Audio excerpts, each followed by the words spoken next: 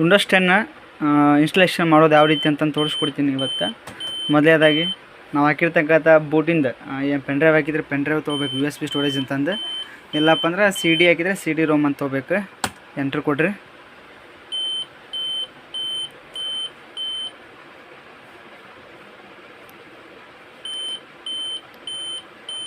ಒಂದೆರಡು ನಿಮಿಷ ಕಾಲ ವೇಟ್ ಮಾಡಿರಿ. ಇಲ್ಲಿ ಬರ್ತಿದೆ ವಿಂಡೋಸ್ 10 ಲೋಗೋ. ಓಕೆನಾ?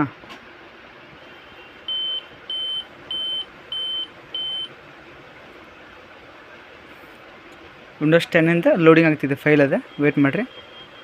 ಓಕೆ, ಮೆನು ಪೇಜ್ ಈ ಥರ ಬರುತ್ತೆ.